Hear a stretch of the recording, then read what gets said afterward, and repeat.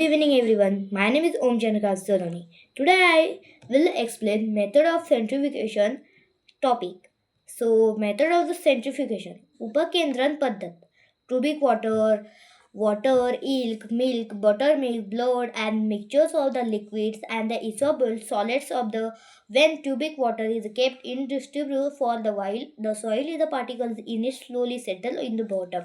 The particles of the milk and the ilk higher does not settle even the begin left undisturbed. This is called the particles of the solid and the such mixture will be tiny and the light remain evenly disturbed in the liquid. These particles cannot be separated from the liquid and by method of the filtration of the settling. गाळून प्राणी शाई ताक रक्त ही द्रव्य आणि अविद्राव्य स्नायूची मिश्रणे आहेत. गांडूळ पाणी काही वेळ स्थिर ठेवले तर त्यातील मातीचे कण हळूहळू तळाशी जातात. दूध शाई ही मिश्रणे मात्र स्थिर ठेवली तर त्यातील अनेक द्रव्य तळाशी बसत नाही, कारण ती मिश्रणातील स्नायूचे कण सूक्ष्म व हलक्या द्रव्याने सगळीकडे एकसारखे पसरलेले असतात. गाळण किंवा गळणे हे पद्धतीने देखील हे कण द्रव्यापासून अलग करता येत नाही. So my first topic is method of the centrifugation. Centrifugation method म्हणजे अपकेंद्रण पद्धत. ही एक अशी पद्धत आहे जसं की मिक्सचर आपल्याला माहीत असेल, केमिकल लिक्विड याचे मिक्सचर म्हणजे मिश्रण. तर त्या सेंट्रिफ्युगेशन मेथडने आपण वेगवेगळे मिश्रण, उदाहरणार्थ बटर मिल्क, ताक, रक्त, शाई, गांडूळ पाणी असे आपण वेगळे करणार आहोत. तर मी पुढचं इन्फॉर्मेशन वाचतो. How will you separate the such solid particles from the liquid? In the laboratory, is a centrifuge machine is used to separate the solids of the from mixture. Is the liquid and the solid in consist of the dies which rotate like in a great speed. Their formation to attack tubes like a rim disc. मिश्रणातील असे स्नायू कण द्रव्यातून कसे वेगळे कराल? प्रयोगशाळेत द्रव्य आणि स्नायू मिश्रणातून स्नायू वेगळे करण्यासाठी उपकेंद्रीय यंत्राचा उपयोग होतो. याला सेंट्रिफ्यूग असे म्हणतात. तर या यंत्रात पंख्याद्वारे वेगाने फिरणारी एक तडकबंदी असते, ज्या तडककडीच्या कडेशी परथिष्णाला जोडीला सोय असते. उदाहरणार्थ आपल्याला इथे आकृती दिलेली आहे. हे पा, आता ही सेंट्रिफ्यूग मशीन आहे. लॅबोरेटरी याच्यामध्ये सेंट्रिफ्यूग मशीनचा वापर होतो त्या द्रव्यांना वेगळे करण्यासाठी. तर या मशीनमध्ये असं आहे की असे एक मशीन असतात, त्यामध्ये असे दोन पार्टिकल्स म्हणजे त्यामध्ये आपले लिक्विड भरता येईल असे दोन जागा असतात. तर आपण त्यामध्ये बटर मिल्क या फिर दुसरे काही हे भरलेले आहेत. तर आपण पाहू शकतो इथे ब्लू पार्टिकल्स दाखवलेले आहे. तर हेच आपले लिक्विड या फिर मिश्रण म्हणू. तर हे जेव्हा चालू होते, इथं खाली मशीन म्हणजे मोटर बसलेली असते, ती गोल फिरते आणि त्यावर सेंट्रिफ्यूग फोर्स लागते. सेंट्रिफ्यूग फोर्स म्हणजे अवे फॉर फ्रॉम द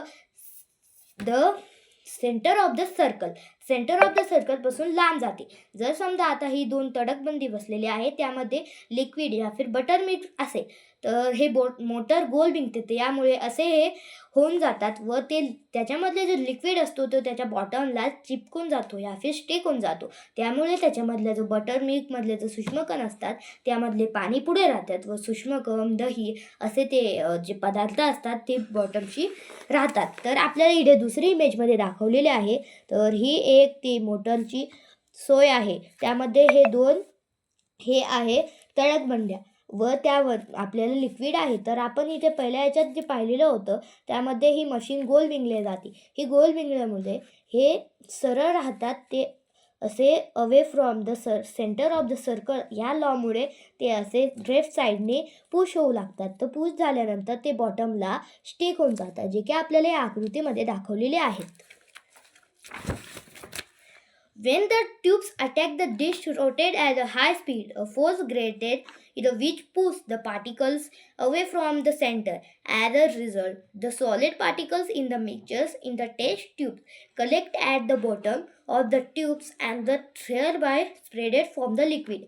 तडक कडीला जोडलेल्या नळ्या वेगाने फिरत असताना द्रव्यातील कणांना तडक बनल्या केंद्रापासून दूर ढकलले जातात, बळ निर्माण होते. त्यामुळे मिश्रणाचे स्नायू कळ तळाशी जमा होऊन द्रव्याचे वेगळे होतात. तर याला सेंट्रीफ्यूग ही पद्धत म्हणतात वेगवेगळ्या मिश्रणाला वेगळे करण्यासाठी. याची थोडक्यात डेफिनेशन आहे, centrifugation is a process of the separating components in a mixture and spinning it. Radially, the centrifuge, which use the centrifuge force, separate the substance of the different densities. सेंट्रिफ्युगेशन म्हणजे मिश्रण जलद गतीने फिरून त्यातील घटकांना वेगळ्या करण्याची प्रक्रिया. या पद्धतीत सेंट्रिफ्युगेशन फोर्स वापरून वेगळ्या घनतेचे पदार्थ वेगळे केले जातात. तर आपला दुसरा टॉपिक आहे method of the chromatography. Method of the chromatography म्हणजे रंजद्रव्य पृथक्करण पद्धत. आता आपण याची इन्फॉर्मेशन वाचू. If the two more substances are dissolved in a small proportion in the same solution, these substances are separate from each other. Why means the chromatography. This is a method is used for molecular science, factory and the scientific laboratory for the detailing new ingredients and for identifying and separating components of the mixture. एकाच द्रव्याने दोन किंवा अधिक पदार्थाला अल्प प्रमाणात विरघळले असतील तर त्या रजक द्रव्यांना पृथक्करण पद्धतीचे उपयोग करून हे पदार्थ एकामेकापासून वेगळे केले जातात. तर या पद्धतीचा उपयोग करून औषध निर्माण शास्त्रामध्ये, कारखान्यांमध्ये, वैज्ञानिक प्रयोगशाळेमध्ये नवीन घटक शोधण्यासाठी मिश्रणातील हे घटक वापरले जातात. तर नेक्स्ट पेज स्टार्ट.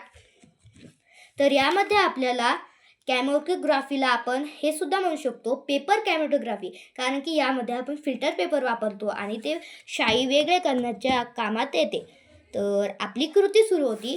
त्या साहित्य आहे, take some water in a beaker, take rectangular piece of the filter paper, put on a spot of the blue ink on the about 2 cm away from the one edge, keep the paper upright in the water in the beaker, place the lid on the beaker, and sometimes spot in the ink is seen have to risen and collected at a particular height on the filter paper.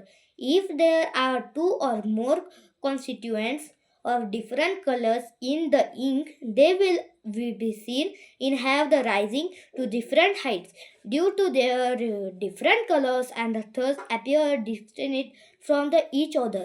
The experiment can be done using to chalk stick into the filter paper. त्यामध्ये आपल्याला काय करायचं आहे, एक चंचू पात्र घ्यायचे आहे, त्यात थोडी पाणी घ्यायचे आहे, गाळण कागद लांबट तुकडा घेऊन त्यावर एक कडेपासून सुमारे 2 सेमी अंतरावर एक शाईचा टिपका देणे आहे. तर आपल्याला या आकृतीमध्ये आकृती दिलेली आहे, त्यामध्ये दाखवलेले आहे एक गाळण कागद, फिल्टर पेपर. फिल्टर पेपर म्हणजे तो असा पेपर असतो त्यामध्ये तो पाणी ऑब्झॉर्ब करतो.